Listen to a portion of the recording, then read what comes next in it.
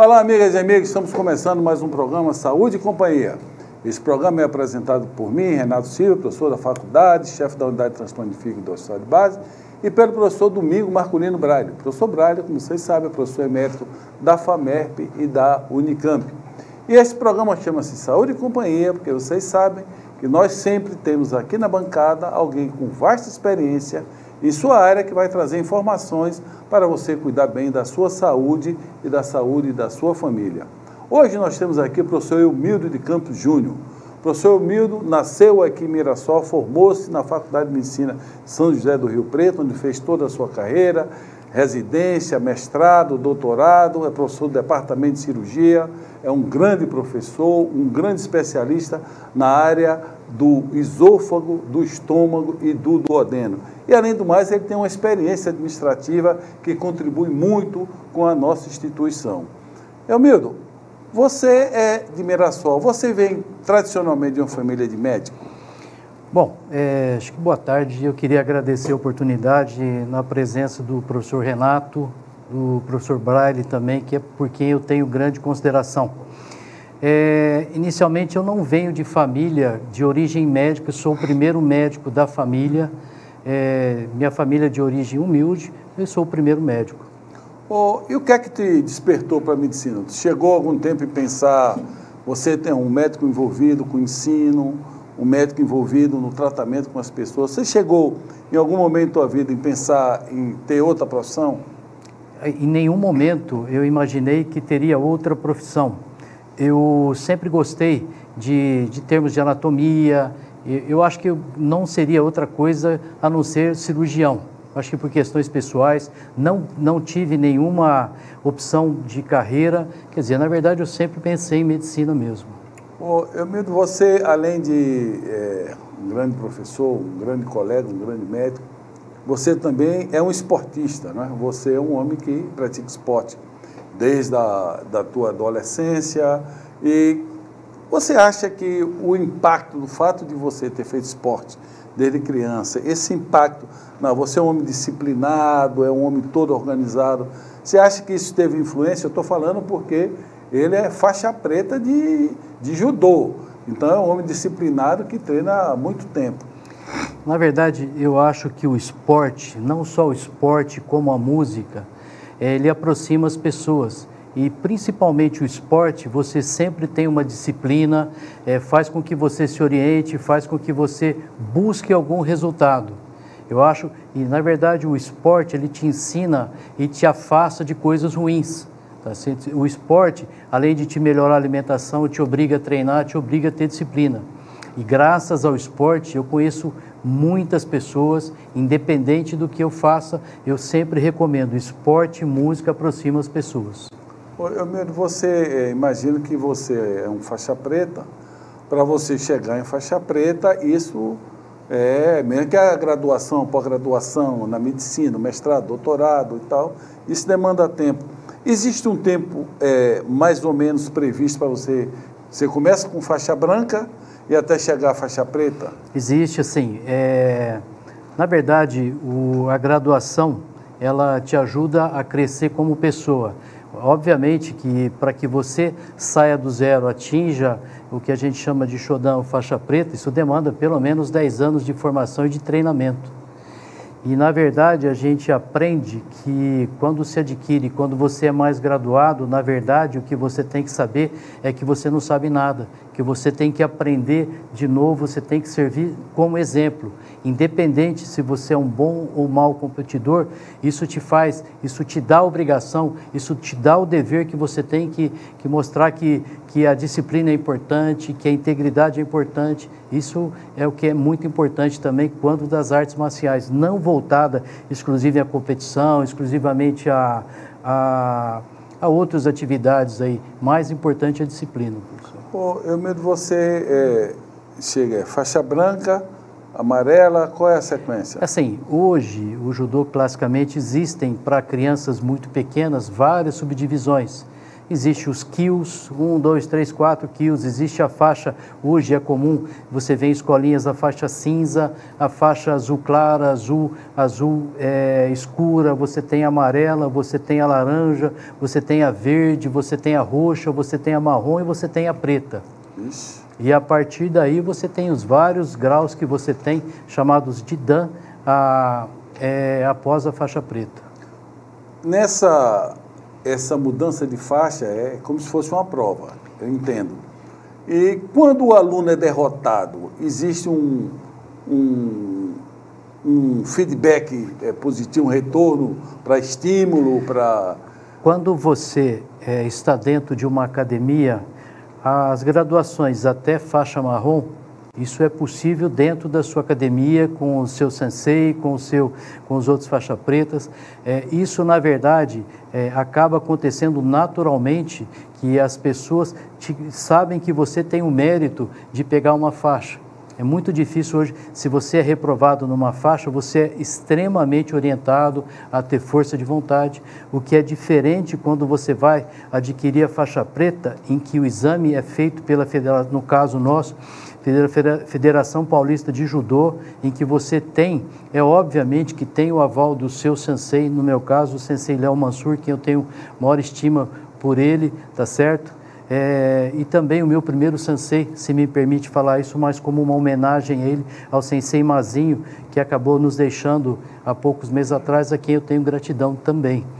Então, esse exame de faixa preta é feito pela Federação Paulista em São Paulo. Só que para que não é na academia que você treina? Não, é feito em São Paulo, é feito geralmente numa cidade de São Paulo, próximo à cidade de São Paulo, onde, para que você... Existe um currículo que você tem para adquirir faixa preta, existe um trabalho que você tem que fazer através de arbitrando, auxiliando nas competições, tudo isso te dá uma pontuação, te habilita a fazer isso. E você tem que fazer cursos também importantes, como a história do judô, como cursos de kata, que é uma modalidade de treinamento, ou seja, pelo menos curso e adquirir esses pontos através do seu trabalho perante o judô. E aí você, diante de uma banca, você faz a sua arguição, em que você tem que fazer técnicas e mostrar a sua postura. Então é bastante difícil. Bem, parece que nós estamos num programa de esporte, mas não é. O professor Emílio é um especialista em cirurgia do esôfago, do estômago, do duodeno, e nós vamos falar de uma coisa que está nos preocupando muito no próximo bloco, que é o câncer de estômago. Por favor, não mude de canal.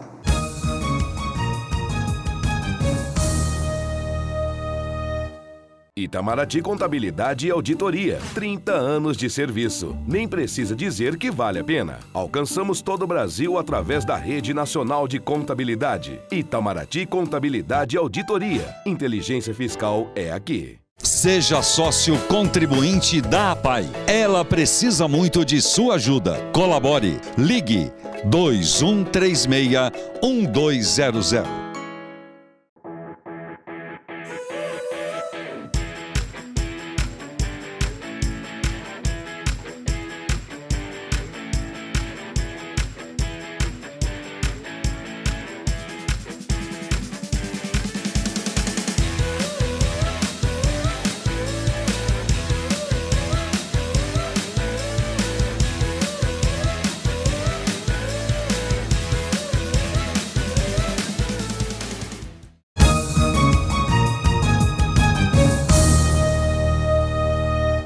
Olá, amigas e amigos, estamos voltando com o segundo bloco do programa Saúde e Companhia, hoje com a presença do professor Eumiro de Campos Júnior, que é professor do nosso departamento de cirurgia, um homem muito envolvido com o ensino médico e também com a administração da nossa instituição. E eu gostaria que ele explicasse para nós temos recentemente, infelizmente, nós perdemos um colega na nossa instituição, um jovem colega com câncer de estômago, e câncer de estômago, como qualquer outro câncer, nos preocupa, tem tratamento, mas, Eumildo, quando é que nós devemos nos preocupar? Quem está nos assistindo? Algum sintoma que possa nos levar a pensar em câncer de estômago? Bom, isso é muito importante. Pensando em câncer gástrico, a gente não tem especificamente, se alguém perguntar o que a pessoa sente quando tem câncer. Não existe um sintoma totalmente específico, mas a gente tem que tomar cuidado com sintomas que podem estar relacionados, como desconforto, dor no estômago, dificuldade de esvaziamento, sensação de empachamento, mas principalmente relacionados à perda de peso, à anorexia, ou seja, a pessoa perde o apetite. Isso é muito importante, tá certo? Obviamente, isso aqui para que nem todos fiquem preocupados, porque grande parte da população tem esses sintomas, então não significa que o que eu disse as pessoas têm câncer. Não é isso. Que eu disse que uma das possibilidades, uma das preocupações é que não existe um sintoma típico. E na maioria das vezes, quando chega para a gente, ele já chega numa fase mais avançada. Então, desconforto no estômago, sensação de, às vezes, vômito com sangue, má digestão, principalmente. O que talvez eu sempre me preocupo, que é a perda de peso, a pessoa não tem apetite, a pessoa fica mais apático. Então, isso é importante, não que vá ter câncer, mas que esse paciente procure um auxílio na sua unidade básica de saúde. Eumildo, se tem na história da família o pai, o avô que teve um câncer, isso é importante? Sim, é importante, não é a grande maioria, mas hoje a gente sabe que existe o que a gente conhece como síndrome do câncer gástrico hereditário familiar. É uma doença genética que ocorre a transmissão de algumas alterações gênicas que a pessoa pode herdar de sua família. Tá certo? Só para a gente ser um pouquinho mais... É uma alteração num gene chamado CDH1, que altera uma proteína de adesão chamada E-caderina. Só que isso pode ser causa. E a pessoa que herda essa alteração nesse gene, em 70% a 80% das vezes, ela vai ter o desenvolvimento de câncer gástrico. Mas isso a gente tem que se preocupar se a gente tiver pelo menos duas pessoas na família de grau de parentesco muito perto, que a gente chama de primeiro e segundo graus, pai, irmãos que tiveram câncer gástrico com menos de 50 anos. Ou, independente da idade, que 3 pessoas tiveram câncer. Isso não significa que a pessoa tenha que se preocupar. Isso significa que a pergunta é que existe sim uma correlação. Tá certo? Isso é importantíssimo. Quer dizer, quem tem esse histórico... Deve procurar um médico para que seja esclarecido. O exame, a endoscopia seria o exame... Por exemplo, nós sabemos que o Japão teve uma época que fazia endoscopia e escolhia uma faixa etária e endoscopava todo mundo, né? A endoscopia, quando é que seria um exame que uma população geral deveria fazer? Assim, com relação, a gente chama sintomas dispépticos, que são sintomas de desconforto epigástrico, má digestão. Outra coisa muito importante é o uso de algumas medicações que podem ser responsáveis pelo anti-inflamatório, mas uma pessoa, diante de sintomas que estão relacionados a desconforto epigástrico, má digestão, se recomenda que acima dos 45 anos, independente, ela faça uma endoscopia. Ou se a pessoa é mais nova, mas tem algum sintoma que nos preocupe, por exemplo, perda de peso, um sintoma de não resposta a medicações usuais, histórico de sangramento, antecedentes familiares, se recomenda que faça uma endoscopia. Precisa deixar bem claro que é muito importante a gente especificar. Não é porque você tem dor no estômago que você vai ter câncer gástrico. Nós estamos discutindo o que seria o melhor. O grande objetivo, talvez, da discussão aqui, seja que a gente consiga fazer o diagnóstico de cânceres precoces. Só há muitos anos atrás, a gente discutiu na enfermaria a respeito de screening, né? O Brasil não é considerado um país de alta incidência, então não se tem um esquema para se fazer o screening em todo mundo. Diferente no Japão, onde a incidência é muito alta, então eles fazem a pesquisa ativa em todos os pacientes. Há muitos anos atrás, a gente discutiu que eles faziam esse screening usando o exame radiológico contrastado e não a endoscopia. Talvez na época eles tiveram grande dificuldade pela cultura japonesa de que as mulheres não vinham muito à cidade. Então eles precisaram ir aos vilarejos para fazer esse exame. Então não é uma zona endêmica, mas eu acho que a endoscopia, no que eu citei dessas indicações, seria o ideal. Eumildo, a pessoa que ela tem, como você bem falou, começa a perder peso, tem um desconforto, isso é um sinal de alerta importante. Mas quem está nos assistindo, o que é que ele pode fazer para fazer uma prevenção do seu câncer? Existem alguma dieta, algum fator que vocês, olha, você deveria evitar cigarro, fumo, enfim? Bom, sabidamente a gente sabe que hábitos como o tabagismo, o etilismo, principalmente para quem está assistindo o tabagismo, ele não seria só uma causa de câncer exclusivamente no pulmão, mas em vários outros órgãos. Então, o que é importante para câncer gástrico, obviamente, é comida que tenha muito sal, pouca ingesta de legumes e verduras, o uso abusivo de álcool, o uso abusivo de cigarro, de tabaco, isso é importantíssimo. Lembrar que existe o tabagista ativo e o tabagista passivo, que é aquele que convive com a pessoa que fuma, tá certo? Não estou dizendo assim, muito importante a gente deixar que tenha isso, que a pessoa que faz vá ter, mas ele tem muito mais chance. Eumedo, você falou uma coisa interessante, e tem uma relação com carne, por exemplo, carne vermelha, carne defumada? Assim, obviamente que dentro daquele consumo de sal, talvez eu deveria especificar um pouquinho que carne defumada, muita carne vermelha, o excesso de carne vermelha. A gente tem que tomar cuidado que a nossa região aqui, hoje, o consumo de carne vermelha é bastante alto, não é isso, mas o excesso de carne vermelha também está relacionado.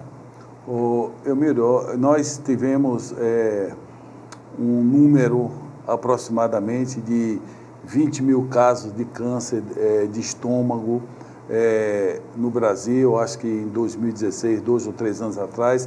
Eu gostaria que você explicasse para a gente se isso está aumentando ou diminuindo, mas você vai responder no próximo bloco. Nós vamos para um pequeno intervalo. Por favor, não mude de canal.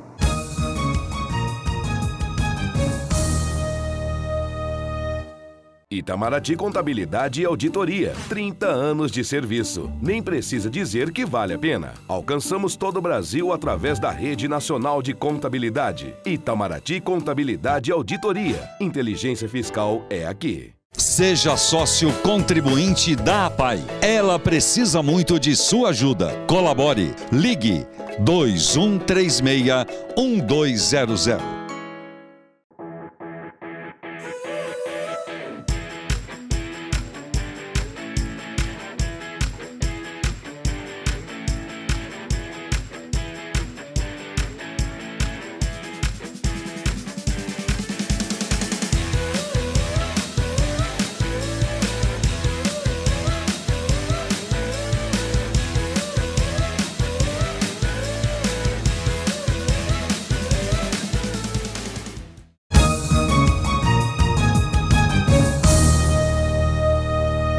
Olá, amigas e amigos, estamos voltando com o último bloco do programa Saúde e Companhia, hoje conversando com o professor Eumiro de Campos Júnior, que está nos esclarecendo sobre câncer gástrico, câncer de estômago.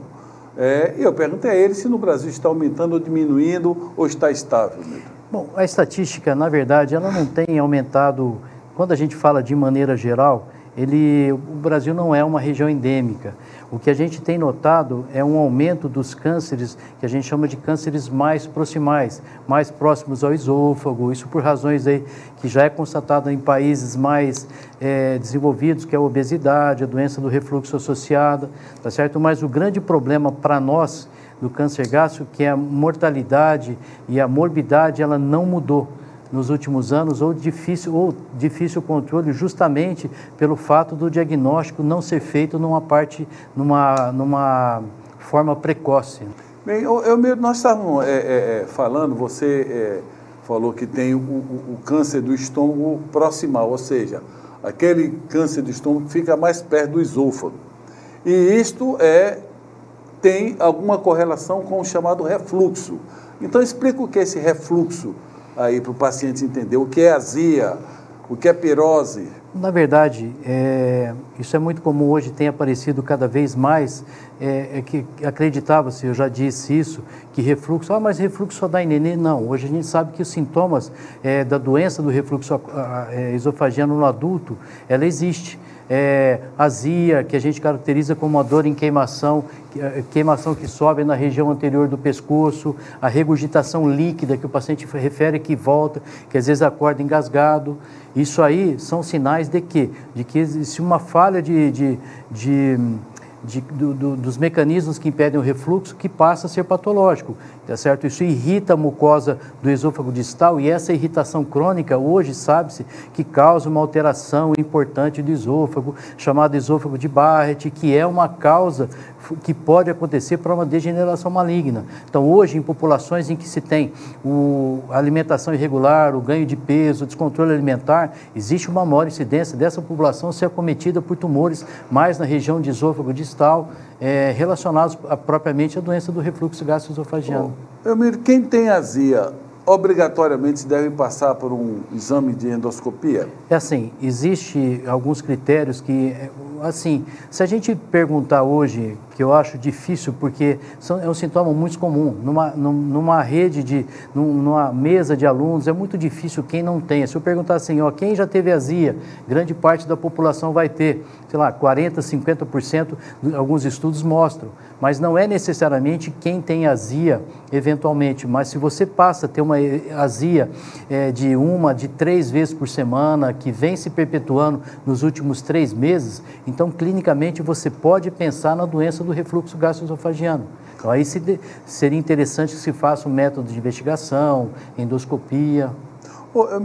Tem uma bactéria também que tem no estômago, que ela tem uma correlação com câncer gástrico, não é? Que bactéria é essa e como é que nós diagnosticamos e como é que nós tratamos? Na verdade, essa bactéria faz já alguns anos que a gente sabe que é uma bactéria que normalmente ela vive dentro de muitos pacientes, principalmente em pacientes desenvolvidos. É uma bactéria chamada Helicobacter pylori, tá certo? Que ela vive dentro do estômago, em grande parte, 70%, 80% das populações que têm de baixa renda, tá certo? De países subdesenvolvidos. Mas não necessariamente você que tem a bactéria, você obviamente vai ter câncer gástrico. Isso depende muito da cepa bacteriana, depende mais ainda talvez da interação que você tenha, resposta de bactéria com hospedeiro para que se tenha. Mas se recomenda, quando você tem a presença da bactéria, que tem alguns sintomas e que tenha alguns achados endoscópicos, que você deve erradicar essa bactéria, porque ela já é considerada pela Organização Mundial de Saúde um fator de risco sabido para câncer de estômago. Tá. Necessariamente, se tiver a bactéria lá, não quer dizer que vai tratar, ou é uma associação entre a presença da bactéria, a endoscopia, o que a endoscopia vai mostrar para você decidir tratar? Na verdade, se pensarmos bem, a gente teria que tratar grande parte da população. Mas é muito importante que se tenha alguns critérios, por exemplo, a simples presença da bactéria num diagnóstico incidental de um paciente que está fazendo uma endoscopia, assim, na maioria das vezes deve se tratar, tá certo? Mas não necessariamente a pessoa que tem aquela bactéria vai desenvolver o câncer gástrico. É muito importante dizer isso. Então, isso é muito importante, que existe essa bactéria, que, na verdade, hoje eu acho que é mais importante que a gente discuta isso para os médicos mais jovens. Eu, pessoalmente, quando peço uma endoscopia, eu peço que se faça biópsia de várias regiões do estômago, para ver a presença dessa bactéria, a quantidade da bactéria, se tem alguma alteração inflamatória, né, na mucosa desse estômago, para que te oriente definitivamente o tratamento.